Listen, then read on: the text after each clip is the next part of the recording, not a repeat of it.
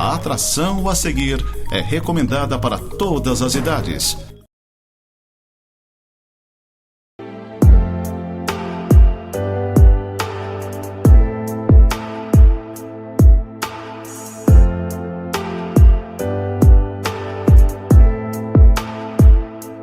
Olá, gente querida, graça e paz a todos, sempre uma honra, sempre um prazer poder veicular mais um programa Momento de Santidade.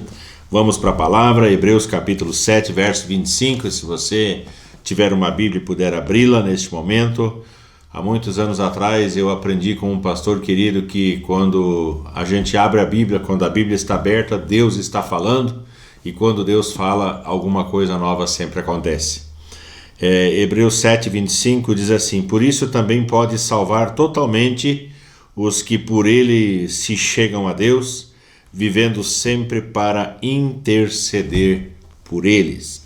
O autor sagrado aqui do livro de Hebreus, que nós não sabemos quem escreveu, se foi o apóstolo Paulo, se foi Apolo, se foi Barnabé, em todo caso alguém inspirado pelo Espírito Santo escreveu essas linhas, essas palavras, destacando aqui três grandes verdades para o povo eleito, o povo do Senhor. Três grandes verdades. A primeira delas é: Jesus está vivo. E eu preciso dizer isso para vocês: Jesus está vivo. Nós servimos um Senhor Jesus vivo, nós não servimos o Senhor Jesus morto. O texto diz: vivendo sempre para interceder. Então, vivendo sempre, ele está vivo. A ressurreição foi a prova da divindade de Jesus. Ele venceu a morte não pôde detê-lo. Ele venceu a morte, cumpriu a sua promessa de que viria, realizaria o plano de salvação e voltaria para o Pai. Ele disse aos seus discípulos que ele voltaria ao Senhor e prepararia um lugar. Então ele veio, venceu a morte, voltou para os braços do Pai. A Bíblia diz que ele assentou-se à direita de Deus Pai Todo-Poderoso, de onde um dia ele virá para julgar os vivos e os mortos, como nós confessamos nas palavras do credo apostólico. E um dia ele vai voltar para buscar a sua igreja. Em João capítulo 14, verso 2 e verso 3, ele disse: eu vou preparar-vos lugar, e quando eu for e voltar, vos atrairei para mim mesmo. Então Jesus deu esta promessa de voltar para o Pai. E em Apocalipse capítulo 22, no verso 20, talvez o penúltimo versículo da Bíblia, Jesus, ele disse: eis que logo venho sem demora. Então essa é a expectativa da igreja, essa é a nossa expectativa como cristãos. Nós aguardamos a volta iminente de Jesus. Os sinais da sua volta estão cada vez mais flagrantes, cada vez mais evidentes. Nós literalmente somos a última geração sobre a face da terra. Estamos aguardando o retorno do Senhor Jesus. Em Atos capítulo 1, no verso 11, os anjos, quando Jesus foi elevado às alturas, ele disse: por que vocês, galileus, estão olhando para as alturas? Esse Jesus que dentre vós foi assunto ao céu, ele voltará do mesmo modo como viste subir. E eu digo de novo, é a nossa esperança. Maranata, ora vem, Senhor Jesus. É a esperança de que em breve Jesus há de voltar para buscar a sua igreja. Então Jesus está vivo. Essa é a primeira grande verdade que o autor de Hebreus declarou. E se ele está vivo, o que ele pode? Ele diz que pode salvar totalmente os que por ele se chegam a Deus. Então essa é a primeira grande verdade. Ele pode salvar totalmente. O que a lei não pôde fazer, Jesus pode fazer. O que os sacrifícios não puderam fazer, o Senhor Jesus pode fazer. Então, primeira coisa, só Jesus pode salvar totalmente. Segunda coisa, só Jesus pode perdoar os nossos pecados. Ninguém tem autoridade para perdoar pecados, senão o Filho de Deus, senão o Senhor ressurreto. Ele perdoa os nossos pecados. Terceira coisa, só Jesus pode nos tornar seus filhos. Há uma palavra sendo dita por aí, muitas pessoas a usam dizendo: todos são filhos de Deus. Nunca uma frase foi tão mentirosa ou tão enganosa. Filhos são aqueles que reconhecem a paternidade, que vivem sob a paternidade do Senhor. Nós vivemos hoje um ambiente, um clima de orfandade.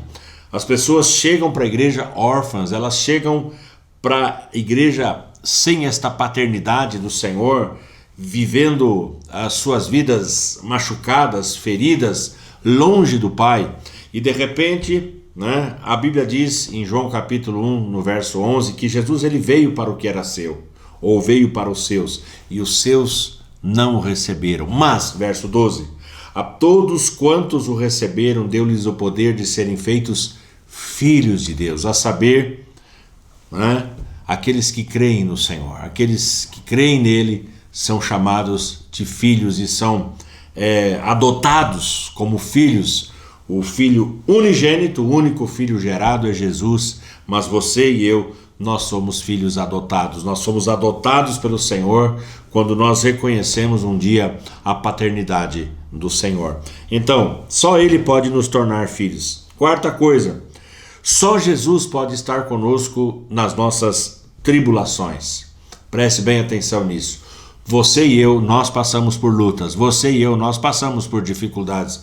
Você e eu, nós passamos por tribulações. E somente Jesus é aquele que efetivamente pode passar e pode estar conosco e nos livrar das nossas tribulações. Quinta coisa, só Jesus pode nos levar ao céu quando nós morrermos. Não existe outra pessoa capaz de nos conduzir ao céu, de nos conduzir à presença do Senhor.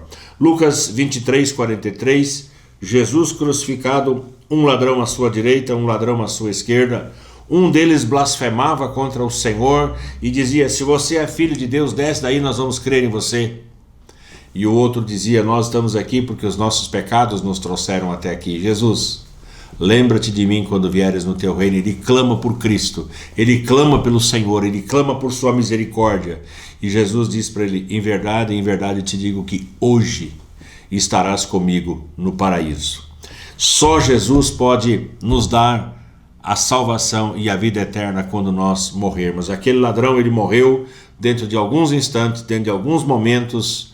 Não teve tempo de ir para a igreja, não teve tempo de fazer uma campanha, não teve tempo de dar uma oferta, não teve tempo de dar um dízimo, não teve tempo de participar de uma reunião de oração, não participou de nenhum culto, mas o céu lhe foi aberto porque ele creu, porque ele pediu, porque ele clamou. Então Jesus, e somente Jesus, pode abrir os céus para mim e para você.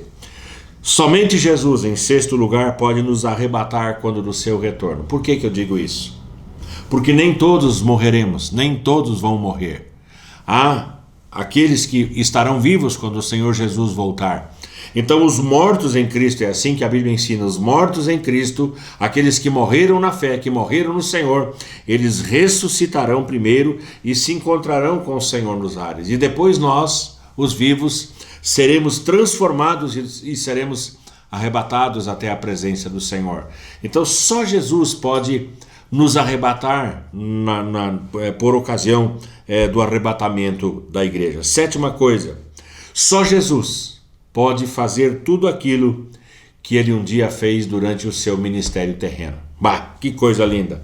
Um lar em lágrimas, e isso não é difícil de encontrar hoje. Pessoas que estão chorando dentro de casa, pessoas que estão padecendo, que recebem notícias ruins, que recebem notícias tristes, como por exemplo a casa de Jairo, né? Jairo foi clamar, pedir para Jesus ir curar a sua filha que estava doente, a sua filhinha amada. Jesus, ele, durante o trajeto, né, as pessoas da casa de Jairo encontram Jesus e dizem: olha, não incomoda mais o mestre porque a tua filhinha já morreu. E Jesus disse: olha, não presta atenção nessas palavras, não escuta o que eles estão dizendo, vem comigo. E Jesus entra naquela casa, naquele lugar onde havia lágrimas, onde havia choro. Jesus pega consigo Pedro, Tiago e João, seus discípulos mais íntimos, o pai e a mãe da menina. Eles entram no quarto. Jesus repreende aquele espírito de morte, manda a menina levantar-se, Talita cumi, e a menina levanta, e ele apresentou aquela menina, aquela criança viva aos seus pais. Então um lar onde tem choro, onde tem dor, ali o Senhor Jesus, quando ele chega, quando ele entra, ele leva a esperança, ele leva a vida eterna. E então Jesus, ele pode fazer isso. Se você estiver passando pelas lutas dentro de casa, e família é tudo de bom, mas família também tem um monte de problemas, um monte de dificuldades, e só Jesus pode mudar essas dificuldades. Jesus, ele traz e ele leva a esperança. Diante da morte, né, se você pegar a casa de Lázaro, né, a casa de Marta, Maria e Lázaro, irmãos, né, Jesus disse, olha, eu vou ressuscitar o meu amigo. Já Lázaro estava morto há 4 dias. E as irmãs dizem, olha, se o senhor tivesse chegado um pouquinho antes e tal, né, eu sei que um dia ele vai ressuscitar. E Jesus disse, não, eu sou a ressurreição e a vida. Quem crê em mim, ainda que morra, não morrerá eternamente. E todo aquele que vive e crê em mim, não morrerá eternamente. Jesus é a ressurreição, ele tem a palavra de vida eterna, e ele vai diante daquela sepultura, diante daquele túmulo, e grita, Lázaro, vem para fora. E Lázaro, todo amarrado, né, vem saltando para fora, e Jesus diz, desamarrem-no, que é a tarefa da igreja. Essa é a tarefa da igreja. Desamarrem ele, tirem as suas ataduras, tirem as suas amarras. Eu sou aquele que dá a vida, mas quem vai tratar, quem vai andar com essa pessoa, quem vai trabalhar a vida dele são vocês. Tirem as ataduras. Jesus, ele dá esta esperança. As aflições que nós passamos, como em Marcos 5, aquela mulher que há 12 anos vinha padecendo nas mãos de vários médicos, e se tem uma coisa que eu entendo, é isso, né? Hoje o quadro não é diferente, as pessoas gastam o seu dinheiro, verdadeiras fortunas em busca da sua saúde, há uma exploração demasiada da questão da saúde, e ela gastou todos os seus haveres, todo o seu dinheiro, indo de um médico para outro médico, e a Bíblia diz que ela foi de mal a pior. Aí um dia ela escuta que Jesus está passando por ali, e Jesus estava indo justamente para a casa de Jairo, e ela pensa consigo, se eu conseguir chegar, se eu conseguir atravessar essa multidão, se eu conseguir apenas tocar na orla do seu manto, eu tenho certeza que eu vou ficar curada. E nessa fé, nessa esperança, ela vai e ela toca em Jesus, Jesus para e diz, alguém me tocou. Os discípulos dão risada e falam, nessa multidão, quem é que não vai te tocar? Todos estão te tocando. Ele falou, não, me tocaram de uma maneira diferente. Toque em Jesus com a sua fé. Toque em Jesus com a sua esperança. Faça de Jesus o seu tudo, como aquela mulher fez, e ela foi curada, ela foi restaurada para a glória do Senhor. É isso que nós temos que aprender a fazer. Jesus, ele consola, Jesus é amigo. Por quê? Porque ele está vivo. Então tudo aquilo que ele fez enquanto andou aqui, ele continua fazendo hoje e vai fazer amanhã, porque a Bíblia diz que ontem, hoje o Senhor é o mesmo, e amanhã ele continuará sendo. Jesus não mudou. Jesus não mudou, ele continua sendo o mesmo, ele continua amando você imensamente, ele tem um amor especial por você, pela sua casa e pela sua família. Primeira grande verdade, Jesus está vivo. Segunda grande verdade, Jesus está disponível para todos aqueles que quiserem se achegar, diz o texto, para todos aqueles que chegam a Deus. Então ele está disponível para aqueles que o buscam, ele está disponível para aqueles que batem à sua porta, ele está disponível para aqueles que têm o coração quebrantado, para aqueles que têm o coração compungido, aqueles que têm o coração arrependido, aqueles que estão sofrendo. Nós podemos chegar diante do Senhor e somente Ele nos dá essa possibilidade. A Bíblia diz que Ele é o caminho, a verdade e a vida. Ninguém vem ao Pai senão por mim.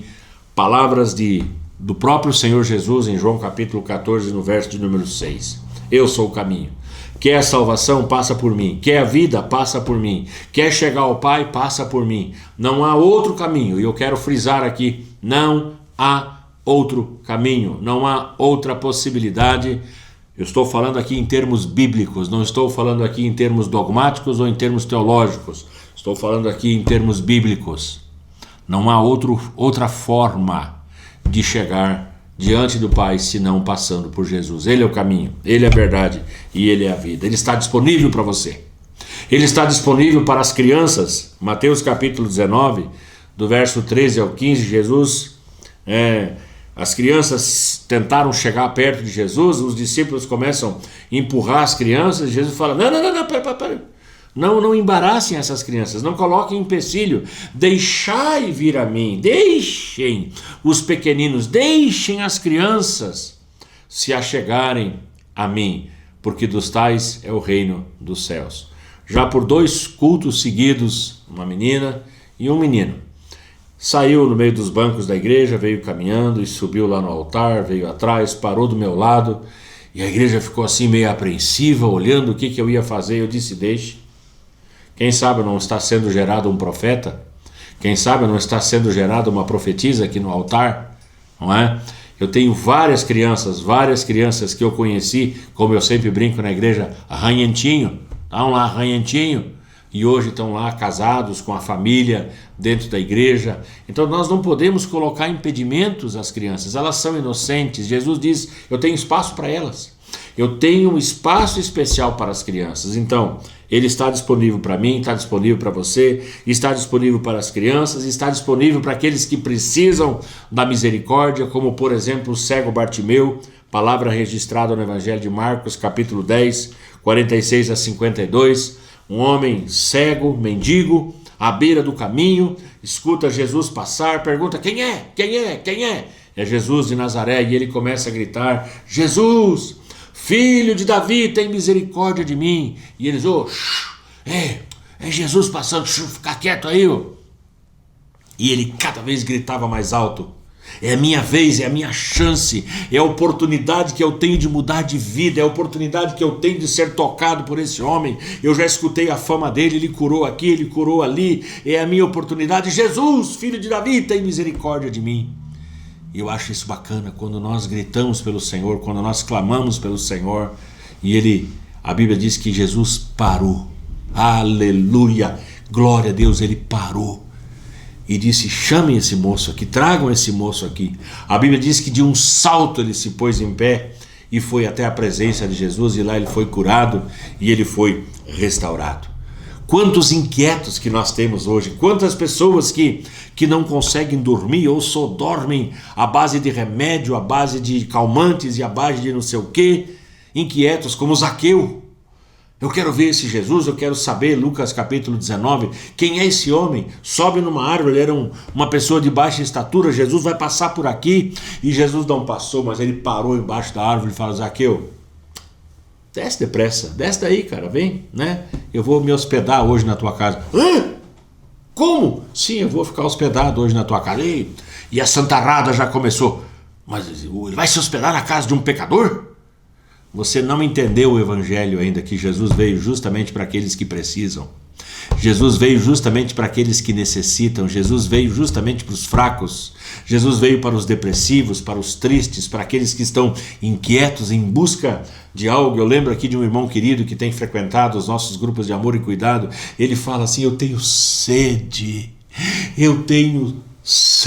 ele fala, e ele começa a chorar, e ele fala: eu tive sede a vida inteira e eu não sabia que era Jesus que matava a minha sede. Sim, pessoas inquietas como Nicodemos, que à noite não conseguia dormir e vai procurar Jesus à noite, João capítulo 3, e ele fala: Jesus, o que eu devo fazer para herdar a vida eterna? Jesus diz para ele: você precisa nascer de novo, você precisa se tornar uma nova criatura, você tem que nascer da água e do Espírito, você precisa nascer do alto, nascer do céu, precisa de uma palingenesia, de uma geração nova. Você precisa ser gerado pelo Espírito Santo. Como que eu vou nascer de novo sendo velho? Como é que eu volto para o ventre da minha mãe? Jesus falou: não é esse tipo de nascimento que nós estamos falando do nascimento espiritual. Um homem inquieto, um homem à procura de algo, à procura de sentido, à procura de algo que pudesse mudar a sua vida, mudar a sua história. Eu acho isso fantástico, esses exemplos que a Bíblia conta. Quem sabe você não está passando por uma situação assim, de conflito, de perguntas, de ter mais perguntas do que as respostas para esse tempo em que nós estamos vivendo. Jesus está disponível para mim e está disponível para você. Se estivermos ansiosos, preocupados, sem direção, sem orientação, basta clamar e o Senhor Jesus vai responder. Primeira verdade, Jesus está vivo. Segunda verdade, ele está disponível. Terceira verdade que o autor de Hebreus coloca, Ele está intercedendo por nós. Final do versículo 25. Nós precisamos entender que a obra de salvação, a obra de redenção, ela foi totalmente completa por Jesus. João capítulo 19, verso 30, Jesus na cruz, ele brada tetelestai, está consumado, eu terminei. O que eu tinha para fazer, eu vim fazer, e eu fiz a melhor obra, a mais perfeita obra, eu completei, está completa. A obra de redenção, ela está completa com a morte de Jesus. Mas o ministério de intercessão de Jesus, ele continua até hoje.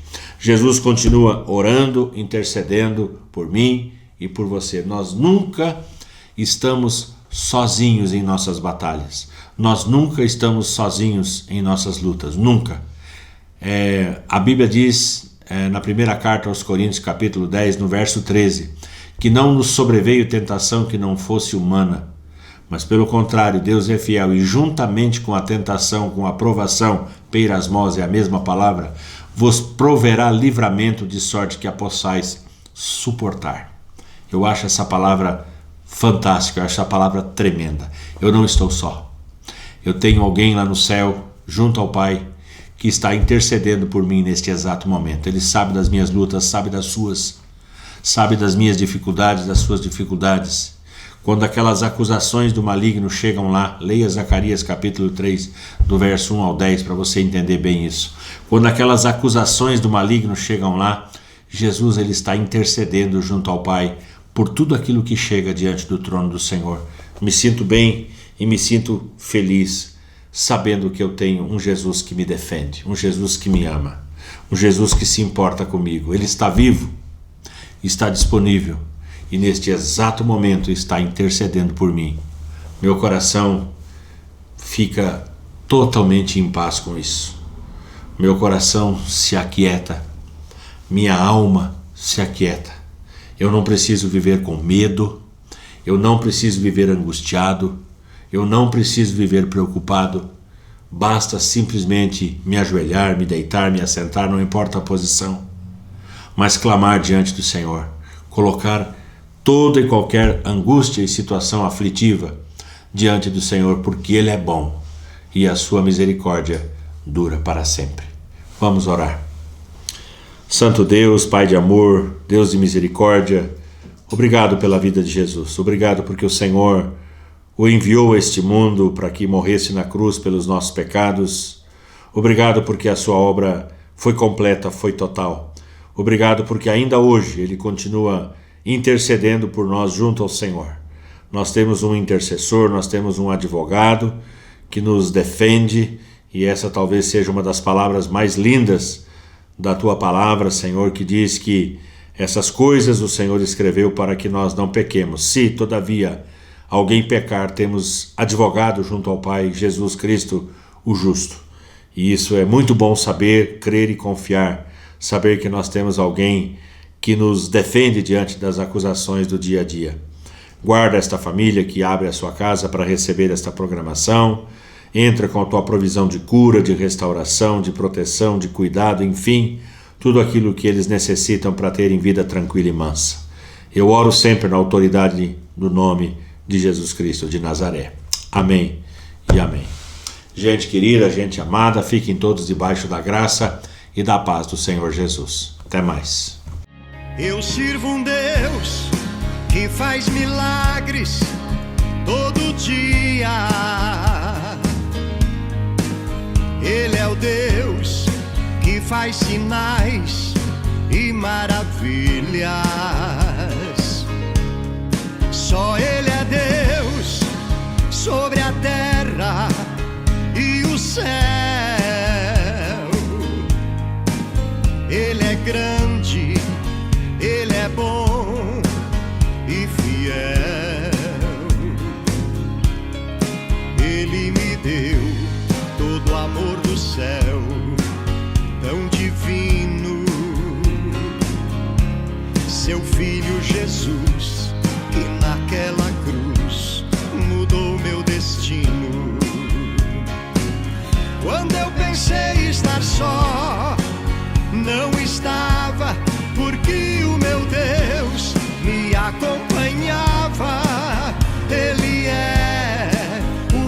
preciso todos os dias. Ele é a verdade, estou seguro, pois Ele não muda, não tem variação. Esse é o Deus que eu tenho comigo no meu coração.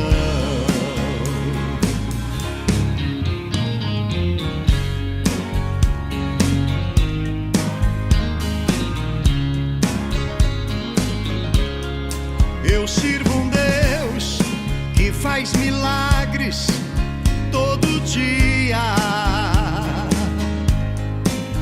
Ele é o Deus que faz sinais e maravilhas. Só Ele é Deus sobre a terra e o céu.